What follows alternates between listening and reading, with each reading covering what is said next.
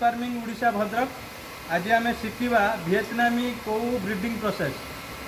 यहाँ देखो यहाँ हूँ फीमेल भिएतनामी कौ जार वेट मिनिमम 100 ରୁ 150 ग्राम हम। बर्तमान सीजन ले ये भिएतनामी कौ फीमेल चिन्हवाई साधारणतः पेटटा उंचा लगे जहाँफल कि आप जापर यहाँ हूँ फीमेल तापर हूँ मेल। मेल चिन्हवाई 2-3 क्वालिटीर मेल आसे। साधारण जापर मेल जस्ट टिके पुश कलापर मेल स्पनटा आगू आसे जानवे यहाँ भल मेलटा यार कले यार जो जाणटा हम भल जाण हम। साधारणतः आम उबा एफएफ आम यूज कर हॉर्मोनटा यहाँ ही भल क्वालिटीर हॉर्मोनटा यहाँ ही भल पड़े। आउ यार केते डोज दिया सेटा आम भिडियो कहीपरूँ। आपड़ जो मैंने आम सहित कंटाक्ट करें से आम जनइमु जे केते डोज दि जाए।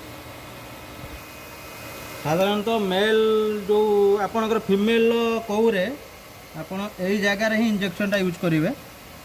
कौपर किसी इन्फेक्शन आसबनी कि कौ डेट भी हेनी।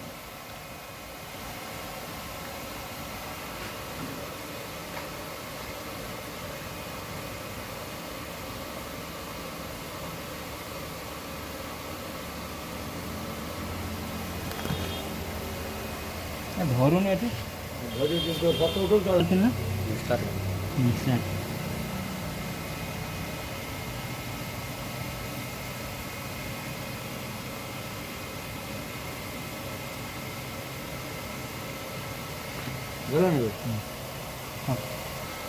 सब बेले आपणकर फीमेल जदि आप नौ 10टा तान मेल आप नवा पड़े 12टा।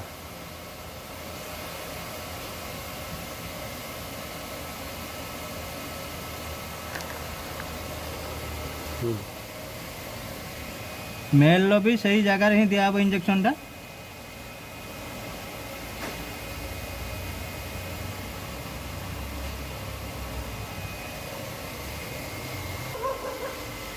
यहाँ देखिले आपणकर कौर भिएतनामी कौर ब्रिडिंग प्रोसेस।